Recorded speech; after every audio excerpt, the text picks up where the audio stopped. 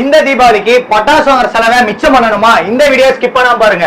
அதான் வணக்கம்ண்ணா. வணக்கம். பில்லோ கிராக்கர்ஸ்ல என்ன மாதிரி ஆஃபர்ஸ் போயிட்டு இருக்கீங்க? நம்ம வந்து பாத்தீங்கன்னா இப்ப பேக்கேஜ்ல வந்து 2000 ரூபாயில இருந்து 5000 ரூபாய் வரைக்கும் பேக்கேஜ் பண்ணிட்டு இருக்கோம். இப்ப 2000 ரூபாய் பேக்கேஜா 31 ஐட்டம். இது 31 ஐட்டமா? ஆமா.